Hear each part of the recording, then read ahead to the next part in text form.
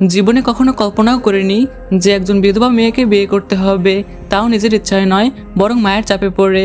না, তাকে মহিলা বললে ভুল হবে, সে এখনও তরুণী, বয়সে হয়তো আমার চেয়ে 2-1 বছরের ছোট হবে, তবে তার কোলে একটা মেয়ে আছে। যে সত্যটা আমি মেনে নিতে পারিনি, এখনও পারছি না। আমি চেয়েছিলাম আমার বিয়েটা হোক ভালোবাসার সামওয়ানের সঙ্গে, not someone else's left over.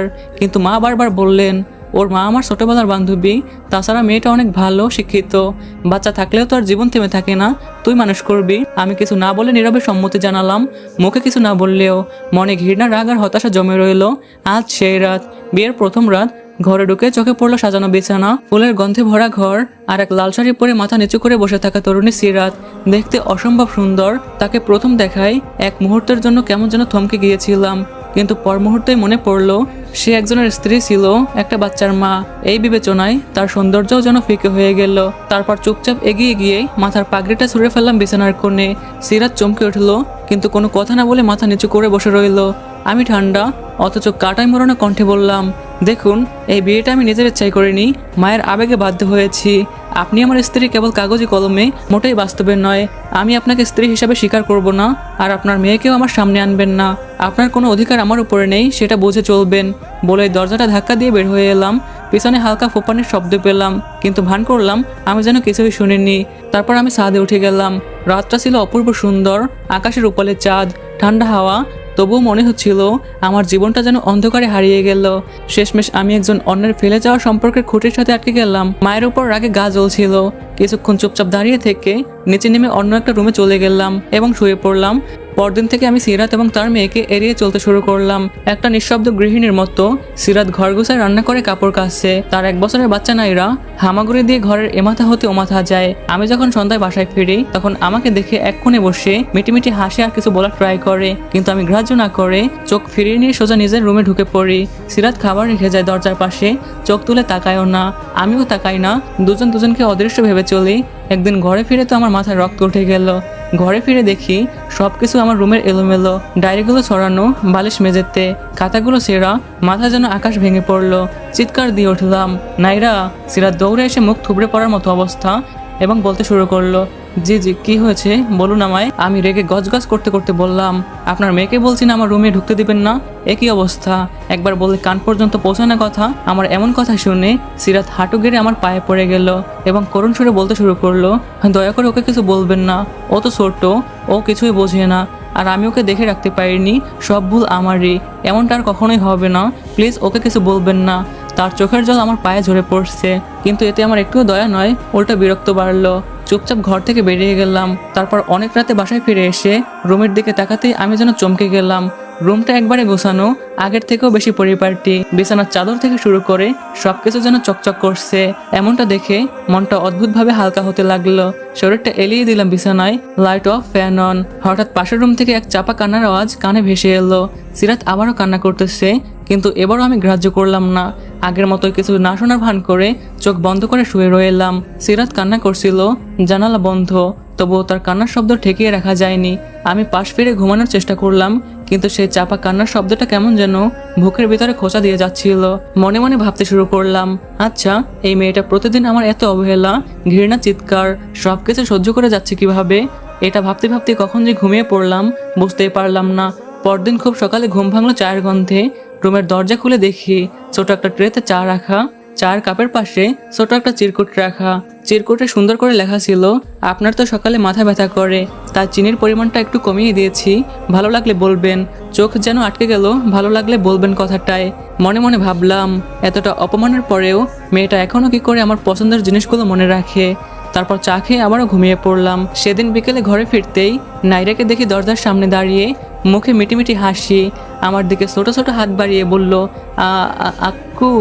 আমার বুকের ভেতরটা যেন কেঁপে উঠলো। এই প্রথম সে আমাকে কিছু বলতে চাইলো। আমি চোখ সরিয়ে চলে গেলাম, কিন্তু তার সেই নিষ্পাপ মুখটা আমার মনে গেঁথে রইল। আমার স্ত্রী সিরাত দূর থেকে সবকিছু দেখতেছিল, কিন্তু কিছুই বলল না। কয়েকদিন এভাবেই কেটে গেল। আমার চুপচাপ আসা যাওয়া, সিরাতের নীরব সেবা, নাইরার ছোট ছোট হাসি। একদিন রাতে দেখি আমার মাথার কাছে ব্যথার ওষুধ রাখা আর একটা চিরকুটে লেখা, আজ মাথা ব্যথার কথা বলছিলেন দুপুরে, তাই ওষুধটা রেখে গেলাম, সময় করে খেয়ে নেবেন। আমি অবাক হয়ে চিরকুটটা পড়ছিলাম। আমার মুখে কেউ এত বছর পরে মমতা শুয়ে দিল যেন। রাত গভীর হতে থাকলো, চোখে ঘুম আসছে না। ছাদের রেলিংয়ে দাঁড়িয়ে থাকলাম কিছুক্ষণ, তারপর নিচে নেমে ধীরে ধীরে সিরাতের ঘরের দিকে এগোলাম। ভিতর থেকে নাইরার হালকা হাসির শব্দ আসছে। দরজার ফাঁক দিয়ে দেখলাম সিরাত তাকে ঘুম পাড়ানোর ট্রাই করতেছে এবং সরা বলতেছে। সরাটা এমন ছিল, আকাশেতে লুকায় চাঁদ, চুপটি করে নাইরা ঘুমাও আজ। তার গলার স্বর কি শান্ত, কি কোমল, একদম মায়া ভরা। এই প্রথমবার তার কণ্ঠ শুনে আমি স্তব্ধ হয়ে তাকিয়ে রইলাম। একটা বাচ্চার মা হয়েও সে যেন এখনো নিজের সমস্ত ভালোবাসা দিয়ে চারপাশের অন্ধকার সরিয়ে দিচ্ছে। আমি ধীরে ধীরে পিছনে ফিরলাম। আমার ভেতরে কোথাও যেন একটা নরম বাতাস বইছে, ঘৃণার কাঁটা ভেঙে কিছু একটা গলে যাচ্ছে ধীরে ধীরে। তবুও আমি জানি আমি এখনো প্রস্তুত নই এই ভালোবাসা স্বীকার করার জন্য, এই ছোট মেয়েকে মেয়ে বলে স্বীকার করার জন্য। তবুও কোথায় যেন কিছু বদলে যাচ্ছে। যাই হোক, দোটানার মধ্যে পড়ে গেলাম।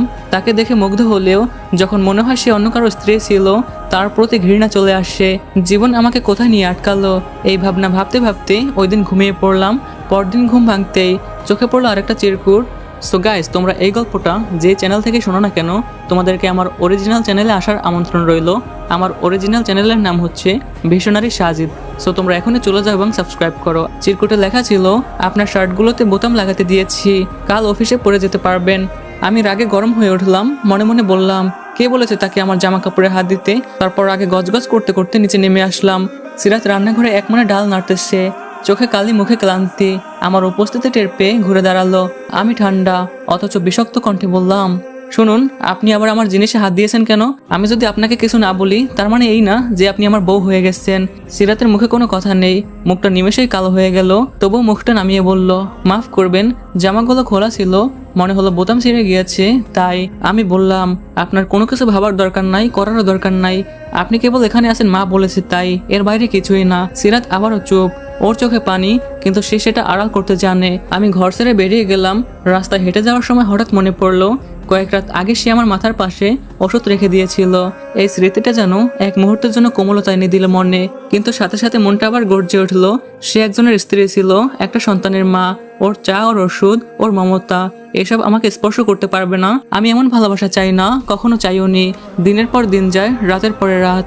নাইরার হাসি, সিরাতের নীরব যত্ন, সবকিছু ধীরে ধীরে একটা অদৃশ্য ছায়ার মতো পিছনে লেগে থাকে আমার। কিন্তু তবুও তাদের উপস্থিতি যেন আমার নিঃশ্বাসে বিষ মেশায়। রাতে ঘরে ফিরে দেখি সিরাত দরজার পাশে বসে আছে, হাতে নাইরার ছোট বুটজোড়া সেলাই করছে। আমার দিকে তাকিয়ে বললো না কিছু। আমি চুপ করে চলে গেলাম নিজের ঘরে। ঘরের দরজা বন্ধ করেই আয়নার সামনে দাঁড়ালাম। আয়না চোখ পড়তে হঠাৎ যেন নিজের মুখটা অপরিচিত মনে হলো। আমি কি হয়ে যাচ্ছি? এতটা নিরীহ একটা মেয়ের সঙ্গে এত খারাপ আচরণ কিভাবে করি? শুধুমাত্র তার অতীতের জন্য কিভাবে তার সাথে এতটা খারাপ ব্যবহার করি? কিন্তু পর মুহূর্তেই আবার মনে পড়লো, আমি তো এমন ভালোবাসা চাইনি। আমি আবারও নিজেকে প্রশ্ন করলাম, সে কি সুন্দর? হ্যাঁ, কিন্তু সেটা আমার জন্য না। সে কি ভালো?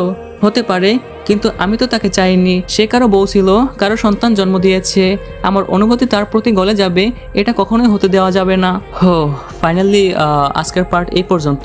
গাইজ, তোমরা বুঝতেছো এর পরবর্তী পার্ট কতটা ইন্টারেস্টিং হতে যাচ্ছে, আর তোমাদের ভাইয়াটা কতটা কষ্ট করে তোমাদের জন্য ভয়েস ওভার করে শুধুমাত্র তোমাদের ভালোবাসা অর্জন করার জন্য। সো তোমাদেরকে বলবো, এই পার্ট তোমাদের কেমন লাগছে অবশ্যই কমেন্টে জানাবা। আর হচ্ছে পরবর্তী পার্ট কত মিনিটের চাও সেটাও কমেন্টে জানাবা। আর গাইজ, তোমাদের কাছে একটা রিকোয়েস্ট থাকবে, তোমরা বেশি বেশি এই ভিডিওতে কমেন্ট করবা। আজকে হচ্ছে টার্গেট 500 কমেন্ট এবং হচ্ছে 1000 লাইক। আমি জানি তোমাদের কাছে কোনো ব্যাপারই না, তোমরা যদি টার্গেট পূরণ করে দাও তাহলে তোমাদের ভাইয়াটা অনেক বেশি মোটিভেট হয়, পরবর্তী ভিডিও বা নতুন ভিডিও আনার জন্য অনেক বেশি অনুপ্রাণিত হয়। সো তোমাদের হাতে সব কিছু। পরবর্তী পার্ট কত মিনিটের আসবে, কবে আসবে, তোমরা যদি বেশি বেশি সাপোর্ট করো অবশ্যই আমি অনেক অনেক দ্রুত দেওয়ার চেষ্টা করব। সো দেখা হচ্ছে নেক্সট পার্টে। ততক্ষণ তোমরা ভালো থাকো, সুস্থ থাকো, আল্লাহ হাফেজ।